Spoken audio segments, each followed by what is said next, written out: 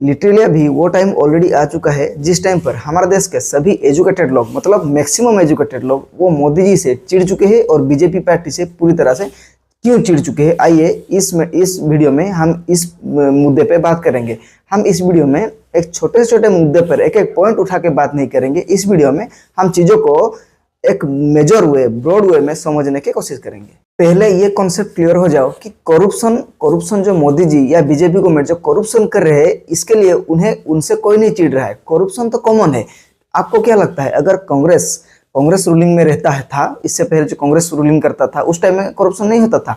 Even जो 1947 के बाद जो इंडिपेंडेंस इंडिया के जवाहरलाल नेहरू जो देश के पीएम बने, इसके बाद जो भी देश के पीएम बने, क्या उस टाइम में भी कैबिनेट था, मिनिस्टर था, यही पॉलिटिक्स था? क्या उस टाइम में करप्शन नहीं होता था? अरे भाई, उस टाइम में भी करप्शन होता था, अभी भी करप्शन हो रहा है। लेकिन वो मेजर पॉइंट नहीं है जिसके चलते मोदी जी को ट्रोल कर रहे हैं, उसका बुराई किया जा रहा है। सबसे बड़ा पॉइंट है कि बीजेपी गवर्नमेंट 2014 के बाद रूलिंग में आते वो धीरे धीरे हमारे देश के बेसिक स्ट्रक्चर, बेसिक फंक्शन को ही उलट पलट कर रहा है, बेसिक फंक्शन को ही छीड़ रहा है, जो कि एक डेमोक्रेसी को बहुत नीचे तक बहुत जल्दी ही लेके जाएगा। देखो, इस चीज को आप एग्जाम्पल के साथ समझो। एक करप्ट एमएलए तो करप्टेड ऐसे भी है, चलो उठा लो किसी एक बड़ा एमएलए जो कि पूरी तरह से करप्ट हो, अगर वो करप्शन करता है तो किस चीज पे करता है? वो आपका एरिया का डेवलपमेंट के से करप्शन करता है, वो लैंड्स काम करता है, जॉब्स काम करता है, वो दुनिया भर का करप्शन तो करता है। क्योंकि करप्शन यहाँ हमारे देश में एक कॉमन, एक आम फैक्टर ऑलरेडी बन चुका है, इसलिए वो दुनिया भर का जितना हो सके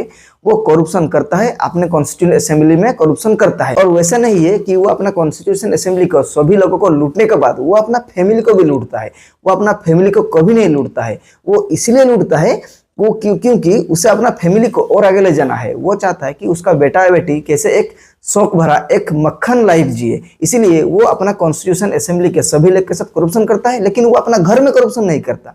वो वाकई चाहता है कि उनका घर में कैसे सब तरक्की करे, आगे बढ़े।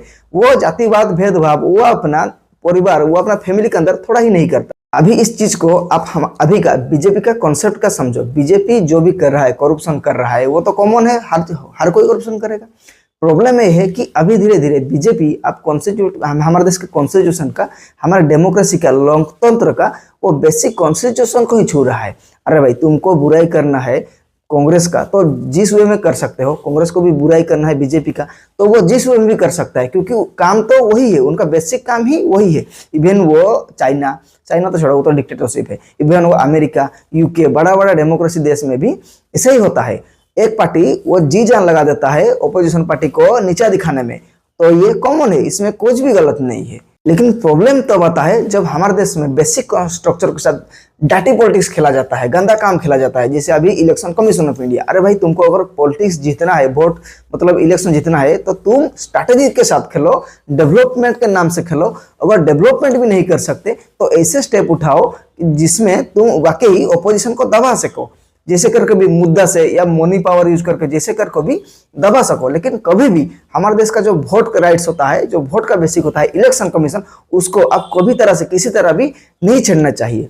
इसके बाद कांग्रेस आएगा शायद रूलिंग, कुछ साल बाद तो आना ही आना है, क्योंकि ये नहीं है कि एक पार्टी कंटिन्यूसली गद्दी में बैठेगा। जरूर चेंज तो होगा, शायद वो ये हो सकता है कि 15 साल बाद आए, 20 साल बाद आए, वो दूसरा बात है। लेकिन फ्यूचर में कभी ना कभी तो हमारे देश में पार्टी पावर तो चेंज होगा ही होगा।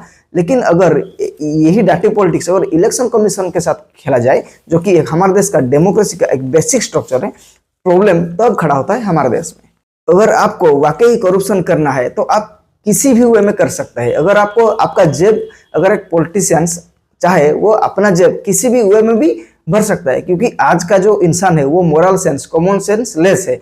वो अपना जिंदगी अलावा गवर्नमेंट क्या कर रहा है वो नहीं देखता। अभी आप एग्जाम्पल देखोगे, रोड में बिना बहुत सारे जगह, हमारे इंडिया में बहुत सारा स्टेट में बिना बेकार चीजों से बिल बनाकर वो गवर्नमेंट पैसा ले रहा है। जैसे कुछ जगह बिना मतलब कुछ कारण नहीं है, उधर हाई क्वालिटी वाला एयर प्यूरीफायर लगा गया है, 25 लाख का एयर प्यूरीफायर लग रहा है रोड में, तो जो कि चाइना में 2 लाख 3 लाख में मिल रहा है। तो तुम अगर इस वे में पैसा खाना चाहते हो तो तुम खा सकते हो, लेकिन पैसे कमाने के लिए अगर तुम अपना एनवायरनमेंट को बेच दो, हमारा पर्यावरण को बेच दो, तो अब तो प्रॉब्लम है। अभी अब देखो, दिल्ली जो हमारा सेंट्रल कैपिटल है, पावर का सेंट्रल कैपिटल है, पूरा देश को कंट्रोल दिल्ली से किया जाता है। दिल्ली में तो एक लोग जीने से भी डर रहा है। अगर मैं भी दिल्ली घुस जाऊं, दिल्ली में 4-5 दिन मतलब घूमने जाऊं, तो मेरा मन में भी ये शंका है कि 5-6 दिन में मैं शायद 10-12 बीमार तो मैं दिल्ली से ही अपने साथ लेके आऊं। करप्शन और जेब भराई का काम बहुत वे में हो सकता है, लेकिन इसके लिए हम कभी भी अपना बेसिक स्ट्रक्चर को नहीं छेड़ना चाहिए। इलेक्शन कमीशन उसको तो बुरी तरह से छेड़ा जा चुका है, मतलब ऑलरेडी वो बिकने का कगार पर ही है। इसके बाद है सब चीज में ही अभी एक बेसिक स्ट्रक्चर को ही छेड़ा जा रहा है। इससे पहले क्या हुआ था, एक हमारे देश का इलेक्शन कमीशन को कैसे अपॉइंट किया जाता था, 3 लोग वोट करेंगे, लीडर ऑफ अपोजिशन, पीएम और सुप्रीम कोर्ट का जज।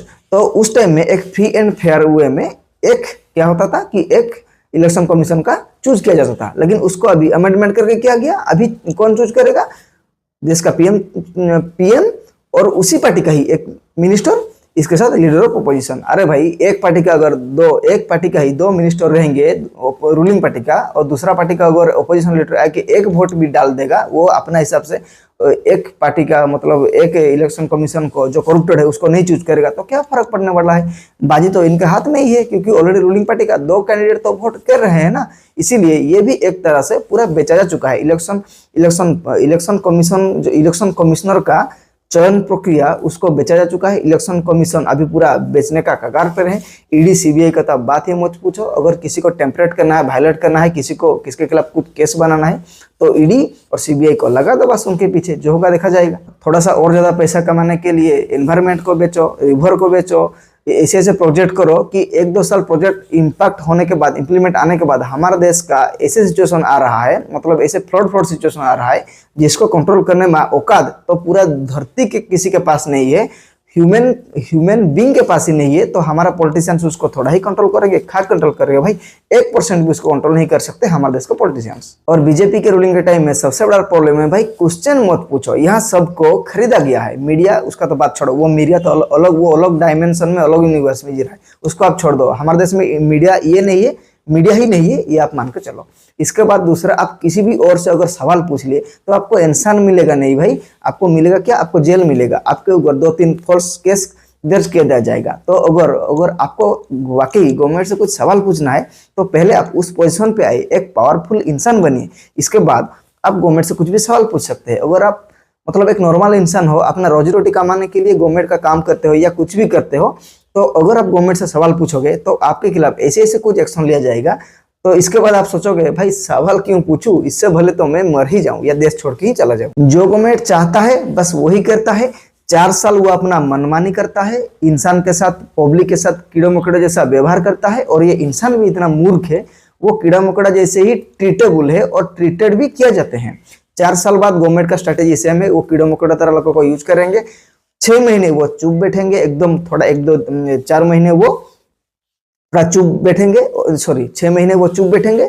4 साल कीड़े मकोड़े जैसे ट्रीटमेंट करने के बाद वो 6 महीने चुप बैठेंगे। लोग ये 6 महीने में सब भूल जाएंगे। इसके बाद ठीक इलेक्शन का 2 महीने के पहले अकाउंट में सिर्फ डीबीटी ट्रांसफर होगा, डायरेक्ट बेनिफिट ट्रांसफर होगा।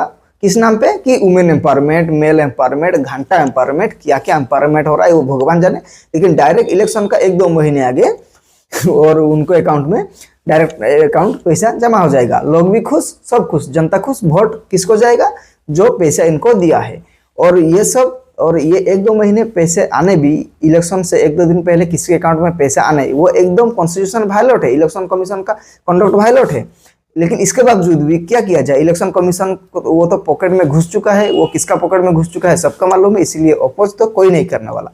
तो यहाँ खुल्लम खुला जो हो रहा है वो सबको दिख रहा है, लेकिन सब आवाज उठा रहे हैं। लेकिन इसके पास इतना टाइम ही नहीं और फ्री टाइम भी नहीं कि वो प्रोटेस्ट जैसे काम कर सके। और ऐसे चीज को टैकल करने के लिए, सही वे में ले जाने के लिए कौन है, हमारे देश का मीडिया है। उसको छोड़ दो, मीडिया हमारे देश में नहीं है। इसके बाद संसद है, लीडर ऑफ अपोजिशन है, उनको तो पप्पू बना के रखा गया है। चाहे एक इंसान जितना भी डिग्री ले, बाहर से इकोनॉमिक्स, एक फेमस इकोनॉमिस्ट है, उसके बावजूद भी उनको पप्पू ही बुलाएंगे। क्यों, वो उसका रीजन कुछ के पास नहीं है, बस उनको पप्पू ही बुलाएंगे। दूसरा जो बंदा खड़ा है, बूढ़ा हो गया, वो इधर उधर का दे रहा है स्टेटमेंट।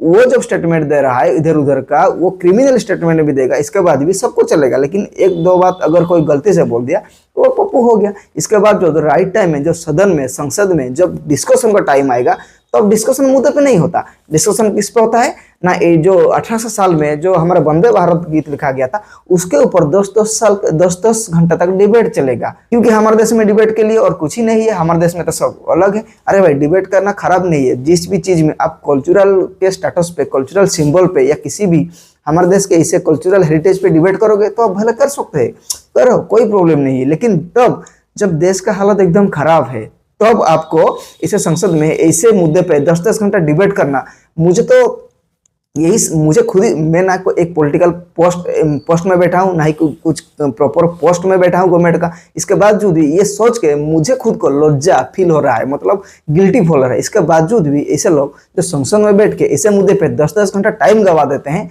और लेकिन इस टाइम में सेम पैरेलल टाइम में क्या चल रहा है, हमारे देश के बैकग्राउंड में पूरा हालत बद से बदतर चल रहा है, उसके ऊपर वो चू भी नहीं करेंगे। लेकिन ऐसे अनजस्टिफाइड वो बेकार चीजों के ऊपर वो 10-10 तक घंटा कहेंगे। ऐसे करने के बावजूद भी मुझे अगर शर्म हो रहा है तो ऐसे पॉलिटिशियंस को शर्म क्यों नहीं आ रहा है, वो तो भाई भगवान ही जाने। और लोग भी ऐसे हैं, जो गवर्नमेंट कर रहा है वो उसका ड्यूटी है भाई। जो गवर्नमेंट अभी जो भी कर रहा है ना, रोड बना रहा है, छत बना रहा है, पार्क बना रहा है, मेडिकल बना रहा है, हॉस्पिटल बना रहा है, अरे भाई वो उसका वो ड्यूटी है। किसी भी गवर्नमेंट का वो बेसिक ड्यूटी है कि वो एम्यूनिटीज को प्रोवाइड कर सके, और इसके लिए वो पैसे अपना पॉकेट से थोड़ी ना दे रहा है भाई, और पैसा कोई पॉकेट से नहीं ला पाएगा। अरे भाई इसे पॉकेट अगर छप पाएगा तो पॉकेट से अगर कोई पैसा ला पाएगा या यूं ही पैसा छाप पाएगा, तो पाकिस्तान के पास जो कंगाल है उसके पास क्या पेपर नहीं है, वो क्या अपना करेंसी नहीं छाप पाएगा? ऐसे नहीं होता भाई। ये बेसिक कॉन्सेप्ट तो हमारे देश का 90% लोग तो नहीं समझते, और जो 10% समझते हैं वो तो अपना दुनिया में जी रहे हैं। इसीलिए तो देश का हालत यहाँ है। यहाँ एक गवर्नमेंट एम्प्लॉय जो वाकई हाईली क्वालिफाइड है पॉलिटिक्स में जाने के लिए, और एक गवर्नमेंट एम्प्लॉय अगर इधर उधर करके जैसे करके भी पॉलिटिक्स जीत जाएगा तो थोड़ी बहुत तो वो ऐसा टुच्चे गंवार नेता सते थोड़े अच्छा तो फंक्शन करेगा। लेकिन इससे ये अपॉर्चुनिटी नहीं है यहाँ भाई। एक गवर्नमेंट एम्प्लॉय को इलेक्शन कॉन्टेस्ट करने में भी मतलब रोक है, वो इलेक्शन खड़ा भी नहीं हो सकता। वो दूसरा बात है, वो हारे कि जीते इसके बाद वो फिर से ज्वाइन करे, बहुत कुछ हो सकता है, बहुत कुछ अमेंडमेंट किया जा सकता है प्रॉपर हमारे देश को आगे ले जाने के लिए।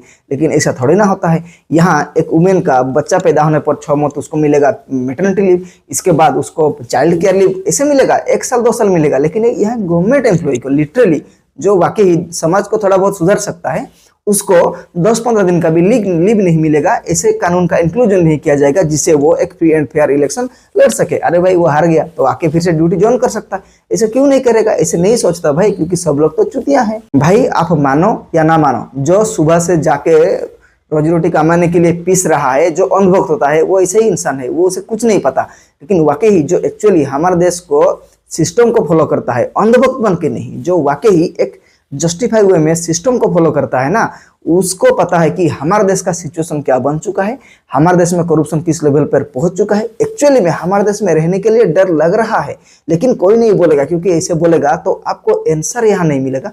आपको क्या सुनने को मिलेगा कि आपको अगर देश में रहने के लिए डर लग रहा है तो आप देश छोड़ के चले जाओ। ठीक ऐसे ही आंसर हर चीज में मिलेगा। आप अगर करप्शन में आवाज उठाओगे कि ये रोड आपका खराब है, ये रोड कंस्ट्रक्शन ठीक नहीं हुआ है, तो रोड पे एक्शन नहीं होगा, वो गवर्नमेंट मिनिस्टर कॉन्ट्रैक्टर पे एक्शन नहीं होगा, म्यूनिसिपल चेयरमैन पे आंसर नहीं होगा। आंसर किसके होगा? अगर आपके घर जिस जगह पे बनाए हो तो वो आपका गवर्नमेंट म्यूनिसिपैलिटी आके आपका घर का वो पूरा माप लेना स्टार्ट कर देगा कि आपको डिफेम करने के लिए, आपको इंटेंशनली परेशान के लिए आपके ऊपर क्या क्या किया जा सकता है, वो कार्रवाई लेगा, और जरूरत पड़े तो आपके घर के ऊपर बुलडोजर भी चला जाएगा। तो थोड़ी ना कोई ऐसे करप्शन को देखने के बाद भी वो क्यों करेगा? नहीं करेगा भाई, यही तो हाल है। इसीलिए आप एक बात जहन में घुसा लो, जो भी मोदी जी या बीजेपी गवर्नमेंट से गुस्सा कर रहा है या कंप्लेन कर रहा है, जो चिढ़ चुका है वाकई, वो इसलिए नहीं चिढ़ चुका है क्योंकि बीजेपी गवर्नमेंट भर भर के करप्शन कर रहा है। करप्शन तो हर कोई करता है, ये कॉमन है। आपको क्यों लगता है कि आपका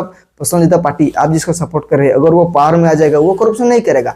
वो करप्शन करेगा ही भाई। करप्शन करने के लिए भी बेसिक कंपोनेंट तो हम ही है ना। अगर हमें तो वोट देने के लिए एक आदमी का 500,000 रुपए चाहिए, एक गरीब आदमी को 500 रुपए मिलने पर ही वो पार्टी को वोट दे रहा है, तो एक एजुकेटेड लोग को कितना मिलता होगा वो तो भगवान ही जाने। और अगर ऐसे पैसा देना होगा तो पैसे कहाँ से लाएंगे भाई? पैसे तो नहीं, पेड़ में नहीं छपता कि यूं ही मुंह उठा के पेपर मिल में चला तो पैसा आ जाए। ऐसे नहीं होगा। ऐसे होने से देश में इन्फ्लेशन बढ़ जाएगा। तो उसी पैसे के वो करप्शन के जरिए कमा के वो बाकी इलेक्शन टाइम में लोगों को बांटना ही है, वही है।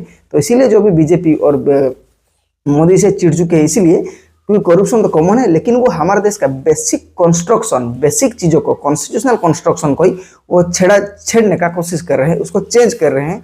वही आने वाला फ्यूचर में हमारे डेमोक्रेसी को बहुत नीचे तक लेकर जाएगा। और कभी ना कभी मुझे ऐसा लगता है कि यही डर है कि शायद हमारे देश में धीरे धीरे डिक्टेटरशिप तो ना बन जाएगा।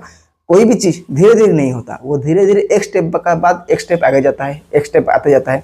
इसके बाद जो पावर में बैठा है, जिसको पावर का भूख ऑलरेडी रहता है, जो पावर में, जैसे नीतीश चाचा, वो एकदम से 25 साल से वो बिहार में वो पीएम ही बैठे हैं। अगर उनसे अभी कोई कुर्सी छीन लिया जाएगा, वो तो बौखलाया जाएगा। इसीलिए जिसे पावर का बहुत आदत हो जाएगा, भूख हो जाएगा, ऐसे टाइम भी फ्यूचर में आ जाएगा कि उसी टाइम में वो ऐसे डिसीजन ले सकता है कि पूरा देश को डिक्टेटरशिप भी बना सकता है। बाकी आपका ऐसे इंसिडेंट के ऊपर क्या पर्सनल ओपिनियन है, कमेंट बॉक्स में जरूर बताइए।